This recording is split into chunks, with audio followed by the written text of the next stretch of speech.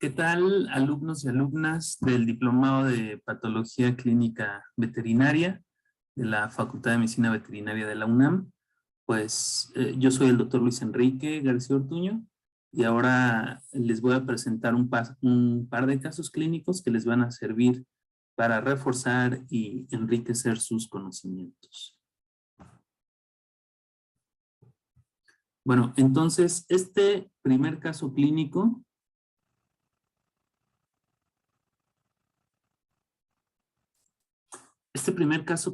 corresponde a un perro mestizo de 4 años. La información que nos proporcionaban del hospital, de la clínica, es que presentaba lesiones desde hace 2 meses, con apariencia costrosa, con distribución localizada en pabellón auricular, periocular, bilateral simétrica y también que presentaba depresión. En realidad, pues esta es poca información. Sin embargo, posteriormente pudimos ampliar un poco los datos clínicos, pero en el momento esta era la información con la que contábamos. Tampoco nos habían referido ningún tratamiento y vemos los resultados en el hemograma. Entonces empezamos con la línea roja y lo que observamos es que tiene anemia. Esta es una anemia moderada con base en el valor del hematocrito.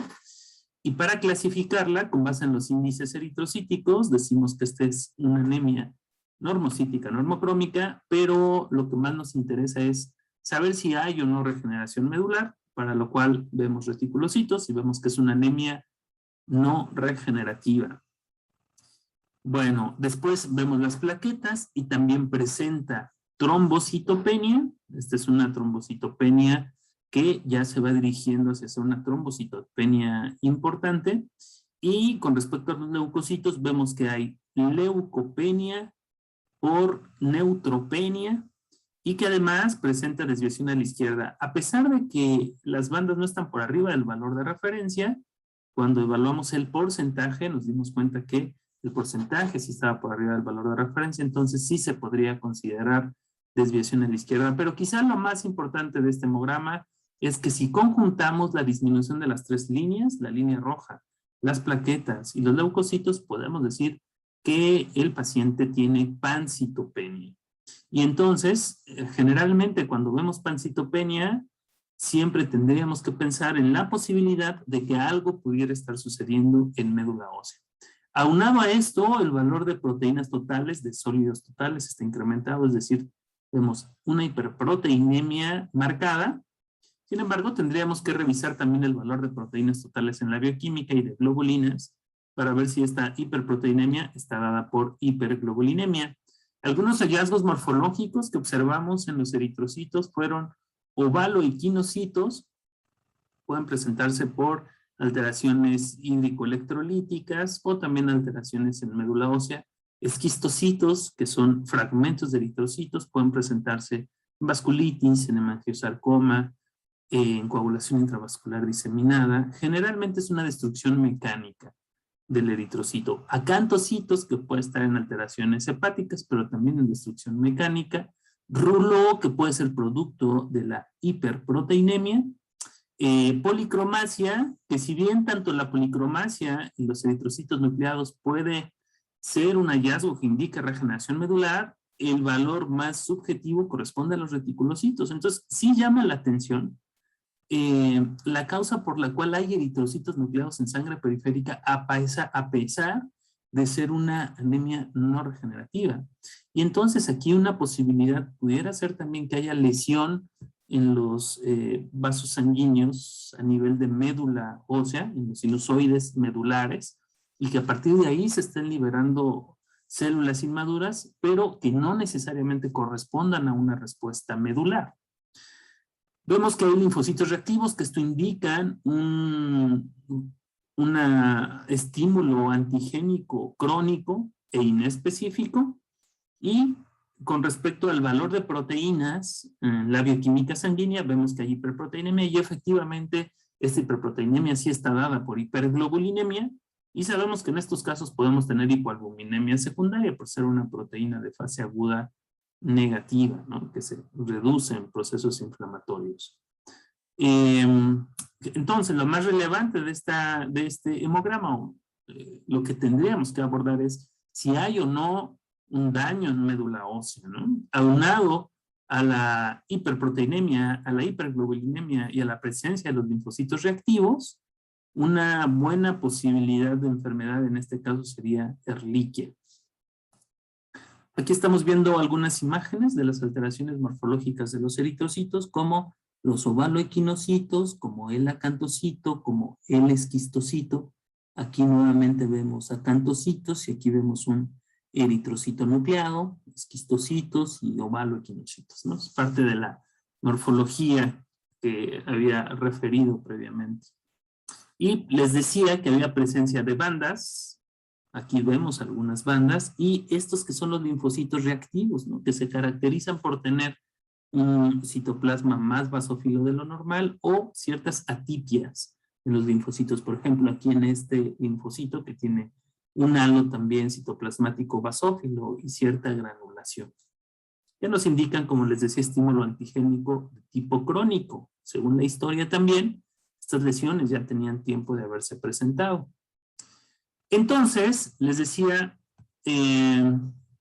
tenemos el hallazgo de la pancitopenia en unión con morfología de eritrocitos que me indican daño mecánico, que me indican alteraciones electrolíticas o alteraciones también en médula ósea, eritrocitos nucleados que sin respuesta medular relacionada con los reticulocitos también me pueden indicar daño, les decía, en los sinusoides medulares, en médula ósea, y el estímulo antigénico crónico. Entonces, con la anamnesis, más el conjunto de esos resultados, ¿qué posibles enfermedades pudiéramos estar esperando? Bueno, una, les decía, de las más importantes sería Ehrlichia.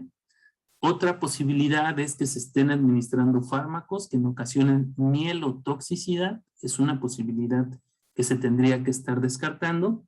Y la otra posibilidad es que se tratara de un proceso neoplásico, pero a nivel de médula ósea, ¿no? Por ejemplo, un mieloma de células plasmáticas o mieloma múltiple, como también le llaman, o sarcoma de plasmocitos, como también le llaman, pudiera ser también otra de las posibilidades. Bueno, entonces, al ser uno de los diagnósticos diferenciales importantes Ehrlichia, se hace la prueba 4DX, que para las enfermedades de Dirofilaria, Ehrlichia canis, Anaplasma phagocytophilum, Borrelia. Sin embargo, el resultado fue negativo. Entonces, nuestra mejor opción de enfermedad para estos hallazgos hematológicos, pues, era negativo. Entonces, se tendría que seguir explorando las otras posibilidades, ¿no? Dado esto, decidimos preguntar con respecto a más historias, y lo que nos habían dicho es que había estado viajando a Tabasco, que en realidad el animal venía con alteraciones o signos clínicos de más tiempo, es decir, de un año para acá, tenía pérdida de peso crónica, una condición corporal 2 de 5, heces pastosas de manera intermitente, que a pesar de haber instaurado previamente ciertos tratamientos, no había habido mejoría, también presentaba linfoadenomegalia, y en alguna ocasión previa también habían hecho una citología de linfonodos, pero el diagnóstico solamente había sido linfocitos reactivos. Les decía, tratamientos que se les había dado previamente como antibiótico y desparasitante, pero que no habían resuelto el problema. Bueno, aquí vemos al perrito, aquí vemos la condición corporal, vemos las lesiones dermatológicas perioculares, pero otra posibilidad quizá menos frecuente en México, pero que puede ser opción es leishmania, porque la leishmania también te puede ocasionar pues, lesiones similares en piel. Sin embargo, el resultado también fue negativo. Entonces se decidió hacer un aspirado de médula ósea porque una de las indicaciones más importantes para el aspirado de médula ósea es justamente cuando tienes alteraciones hematológicas, pero desconoces el origen o la etiología de estas alteraciones. Y dado que ya habíamos descartado algunas posibilidades importantes, pues a lo mejor el diagnóstico podría estar en el aspirado de médula ósea, ¿no? O por lo menos podría proporcionarnos información con respecto a la causa o la razón de la disminución de las 3 líneas en el hemograma, es decir, de la pancitopenia. Se hizo el aspirado de médula ósea y, bueno, efectivamente, se observaron estas estructuras que ven aquí, discoidales, que corresponden a estructuras micóticas, es decir, a histoplasma. Y a través del aspirado de médula ósea pudimos obtener el diagnóstico, en este caso, en este perro, de histoplasmosis sistémica. Se hicieron ya posterior a esto nuevamente una citología de linfonodos en donde también se detectó histoplasma. Se hicieron biopsias de piel donde también se detectó histoplasma y de hecho esta histoplasmosis o este histoplasma puede afectar también al tracto gastrointestinal, que era la causa de las lesiones, de la lesión intestinal o de las alteraciones intestinales y de esta diarrea crónica, ¿no? O por lo menos heces pastosas crónicas y el problema de mala asimilación concomitante. Bueno, entonces este es un caso de histoplasmosis que afectó a médula ósea y a tracto gastrointestinal. Bueno, el siguiente caso corresponde a un borrego. Ya saben que los patólogos clínicos pues podemos ver a diferentes especies domésticas. Si bien la mayor parte de la clínica y la medicina se hace en perros, gatos, en caballos, pues desde luego que también revisamos otro tipo de especies domésticas y en este caso pues es un ovino, raza Dorper, 2 años, 9 meses, hembra. Y en la anamnesis comentaba el propietario que tenía lesiones cutáneas hacía 3 meses, que había presentado a partir de eso pérdida de peso y le habían dado tratamiento, ivermectina, oxitetraciclina, enrofloxacina, pero de igual forma no había presentado mejoría. Estas son las lesiones cutáneas que la verdad son lesiones raras, poco frecuentes. Las describimos como circulares que presentaba en la parte dorsal y en la parte del costado derecho y el costado izquierdo. Tenían una forma radiada, la consistencia era dura, eran básicamente como hueso, y a la periferia tenía también zonas de eritema y zonas alopécicas. Aquí vemos un acercamiento de este tipo de lesiones cutáneas que presentaba la borrega. De hecho, este animal llegó a necropsias, a la facultad, ya para realizar la eutanasia y posteriormente, es decir, llegó vivo, se realizó la eutanasia y posteriormente la necropsia. El objetivo era pues saber la causa de muerte, saber si es si era alguna etiología infecciosa y que pudiera estar afectando al resto de los animales. Entonces, para tratar de tener el caso lo más completo posible, se hace hemograma, bioquímica sanguínea, además de la necropsia. ¿Y cuáles fueron los resultados? Lo que vemos en la línea roja es que presenta anemia. En ese momento que se hizo el hemograma, no se había determinado reticulocitos, se determinaron posteriormente. Entonces presentaba anemia, no se puede saber si es regenerativa o no. Y con respecto a los leucocitos, un dato poco frecuente también, porque no es común que este tipo de especies presente leucocitosis tan marcadas. Entonces, esta es una leucocitosis marcada por neutrofilia, linfocitosis y monocitosis, que en este momento se atribuyó a un proceso inflamatorio crónico y a un estímulo también crónico inespecífico, un estímulo antigénico. Ya posteriormente esto se puede discutir, ¿no? Se pueden discutir otras posibilidades, pero en ese momento se asoció a inflamación. Y vemos también una ligera hiperbilirrubinemia que nos ayuda a pensar que probablemente esta anemia pueda tener un origen hemolítico, porque además no tenía ninguna alteración en hígado que me pudiera indicar que esta hiperbilirrubinemia es secundaria a colestasis. Y vemos que también hay una hiperglobulinemia importante con hipoalbuminemia secundaria y también esto sería por un proceso inflamatorio crónico. Aquí vemos algunas imágenes. Vemos aquí la neutrofilia. marcada, evidente. Quizá aquí se ven también hipersegmentados los neutrófilos. Este es un acercamiento. Aquí vemos un neutrófilo, vemos también un monocito, parte de los hallazgos que se encontraron. Y la verdad es que en ese momento no se había hecho, en el momento que tomamos la muestra no se había hecho el conteo de reticulocitos o la tinción de nuevo azul de metileno. Sin embargo, se hizo posteriormente justo porque el resultado revelaba anemia y queríamos saber si había daño oxidativo que reflejara, por ejemplo, cuerpos de Heinz. Y efectivamente, aunque no se tiñeron los cuerpos de Heinz de la manera típica o clásica como solemos verlo en una muestra fresca, vemos aquí ciertas estructuras circulares en la flecha que nos estaban indicando la presencia de estos cuerpos de Heinz. Y recuerden que los cuerpos de Heinz corresponden a hemoglobina oxidada y precipitada, es decir, nos está indicando que hay un daño oxidativo en los eritrocitos. Y también habíamos visto que es un reticulocito, ¿no? De hecho, en esta especie es muy difícil ver reticulocitos y solamente se ven en anemias marcadas y muy regenerativas, bueno, regenerativas. Entonces, el hecho de ver un solo reticulocito es suficiente para sospechar que estaba habiendo una respuesta medular. Entonces, que la causa de esta anemia, en unión con la hiperbilirrubinemia, en unión con los cuerpos de Heinz, en unión con la presencia del reticulocito, podría ser un proceso hemolítico.